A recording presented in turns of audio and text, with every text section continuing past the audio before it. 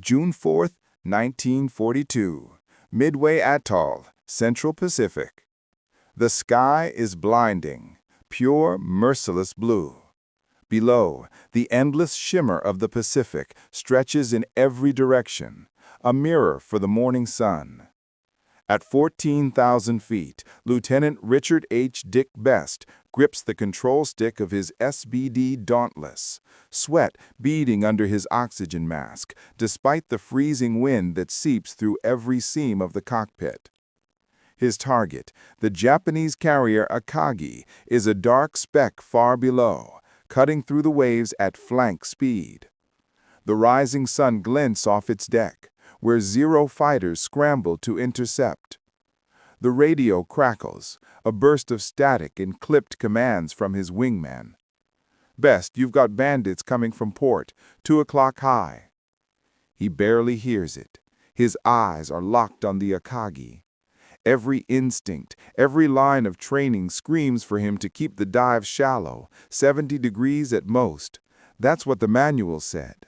That's what his instructors drilled into him back at Pearl. Any steeper, and you risk blacking out. You risk losing control. But Best had seen what those shallow dives did. Bombs splashing wide, explosions erupting harmlessly into the sea. The Japanese had been dodging American bombs for months. Close, the gunners would say, but close didn't sink carriers. He pushes the stick forward. The Dauntless noses down. The horizon disappears. Gravity seizes him by the chest as the aircraft tips nearly vertical, a full 85-degree dive. The wind screams against the fuselage. The altimeter spins like a roulette wheel. The ocean rushes up with terrifying speed, the Akagi growing larger by the heartbeat. At 10,000 feet, tracers. Red lines rip through the air from the ship's anti-aircraft guns. They pass close, too close. Fragments rattle against the wings. Best feels the aircraft shudder under the pressure. He grits his teeth, one hand on the bomb release lever. The ship's flight deck fills his view now, a rectangle of steel and chaos. Pilots running, planes fueling. The perfect shot. He holds. 8,000 feet. 6,000 feet. Every instinct begs him to pull up. He doesn't. At 1,500 feet, with the carrier's deck dominating the frame, Best flips the switch. Bombs away. The Dauntless bucks upward, lighter now, fighting to pull out of the suicidal plunge. The G-forces crush his chest, blur his vision. His breathing turns ragged, the world narrowing to a tunnel of light. The wings groan as he levels out just above the ocean, skimming the surface as explosions rip through the Akagi behind him. A fireball erupts from the ship's midsection. The bomb had struck dead center, through the flight deck and into the hangar where aircraft were refueling. Flames erupt skyward. "Direct hit! You hit her, Dick! You got her!" A voice yells over the radio, barely audible through the static and wind. Best looks back, eyes wide with disbelief. The impossible dive, the insane 90-degree plunge everyone said would kill him, had worked. He'd changed the way the Navy would fight from this moment on. He steadies the Dauntless, breath trembling, the sea below reflecting the inferno behind him. In that moment, amidst the smoke and the roar, Lieutenant Dick Best had rewritten the laws of dive bombing. The Dauntless leveled out just feet above the churning Pacific, its engine coughing in protest as Lieutenant Richard Best guided it away from the flames of the Akagi. The radio chatter blurred into background noise. For a long moment, he said nothing, his eyes fixed on the horizon where smoke twisted skyward like a black serpent, the death mark of a Japanese carrier. But this victory wasn't born in a single dive. It had taken years of discipline, frustration, and defiance to reach this moment. Pearl Harbor, 1941, 6 months earlier. Hangar 12, Naval Air Station, Pearl Harbor. A humid morning. Mechanics buzzed around the parked SBD Dauntlesses, polishing canopies and tightening bolts. Dick Best stood at the edge of the flight line, his flight jacket unzipped, helmet tucked under one arm. At 31, he wasn't a reckless young pilot. He was seasoned, analytical, and meticulous to the point of obsession. His peers at Bombing Squadron 6 nicknamed him the Professor. That morning, he was reviewing dive angles again. Most pilots dove at 60 to 70 degrees, enough to maintain control while giving the bombardier a decent line of sight. It was considered safe, efficient. But safe rarely translated into accurate. Best had spent months testing steeper dives, first in simulation, then in controlled exercises. His conclusion? The steeper the angle, the smaller the margin for drift. In training missions off Oahu, he'd recorded results that made even his commander skeptical. Bombs landing within mere yards of their targets. But the maneuver was punishing. At over 80 degrees, the pilot's body endured nearly 6 Gs during pullout. Blackouts were common. The risk of structural failure was real. When Best proposed taking the technique into combat, his commanding officer scoffed. "You'll black out before you hit the release switch," he warned. Best simply replied, "Then I'll wake up over the ocean." That quiet defiance defined him. December 7th, 1941, the day everything changed. When the Japanese attacked Pearl Harbor, Best was on duty, watching the chaos unfold as plumes of smoke rose from Battleship Row. He'd scrambled to the airfield, only to see Dauntlesses burning, men running, and the sound of machine guns echoing from the sky. He never forgot the sight of USS Arizona exploding, one blinding flash, then silence. From that day, Best made a vow. He would not waste a single bomb. Every dive would count, every target would burn. Over the following months, as America rallied and rebuilt its Pacific Fleet, Best drilled his squadron relentlessly. His men hated him for it. He'd force them into endless practice runs, tight formations, precision drops, vertical dives. "Too steep, too fast," one pilot protested during training. Best's reply was curt. "Then learn to handle it. The enemy won't give you a second pass." His approach bordered on obsession, but when the call came from Midway, Best's squadron was ready. June 4th, 1942, aboard USS Enterprise. The hangar deck buzzed with nervous energy. Planes were armed, fueled, and ready. Best, now commanding Bombing Squadron 6, Bravo Victor 6, gathered his men for a final briefing. He pointed to a chalkboard sketch of the Japanese task force drawn from reconnaissance photos. "Gentlemen," he began, his voice steady but low, "the Japanese fleet has 3 carriers in range, Akagi, Kaga, and Soryu. You'll have one chance to strike. One." He paused, looking around the room. "They're faster, they're better defended, but they can't maneuver if we strike from above." He pointed his chalk to the target. "We dive vertical, 80 to 90 degrees, no shallower." The room fell silent. One pilot raised his hand. "Sir, that's suicide." Best gave a thin smile. "Only if you miss." As the men walked toward their planes, there was no more doubt.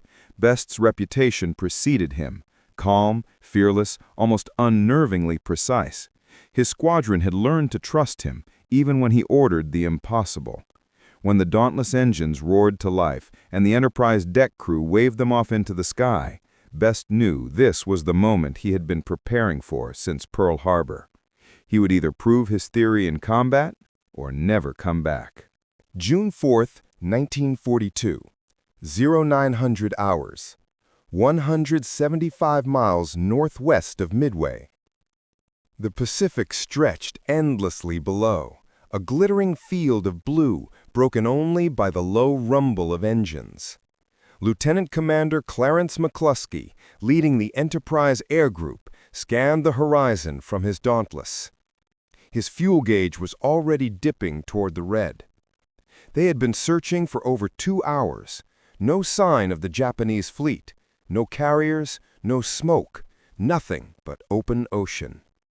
In his rear seat, his gunner, James Murray, leaned forward and shouted over the radio hum, "Sir, if we don't find them soon, we'll be swimming home." McCluskey didn't respond.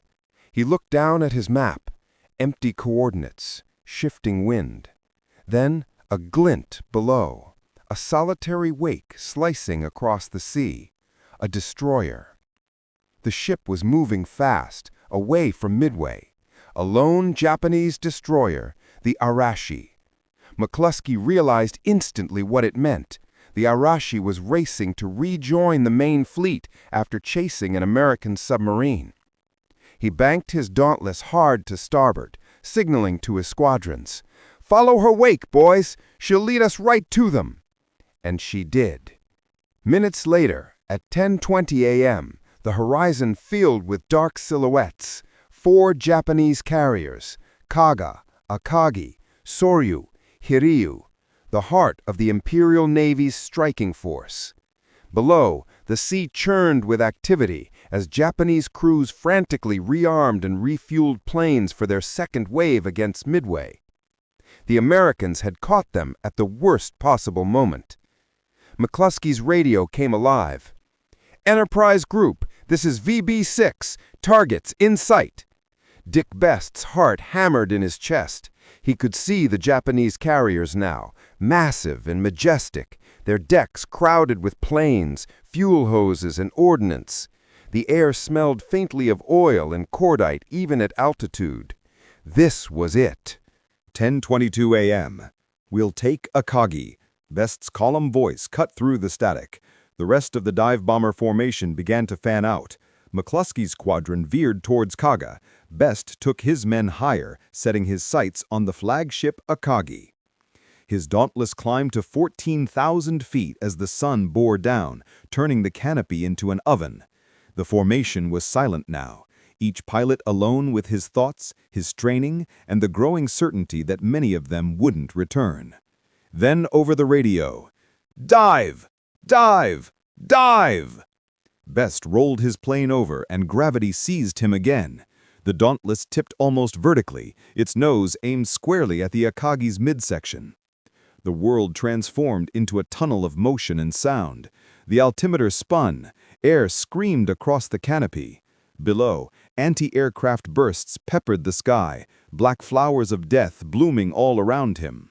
He could see the Akagi's crew scattering across the deck, tiny figures running for cover as the SBDs shrieked down like falcons. Tracers whipped past, glowing red in the sunlight. Best's target came into perfect alignment, the ship's island structure, the center of its operations. "Steady, steady," he whispered through clenched teeth. At 1,500 feet, he pressed the release.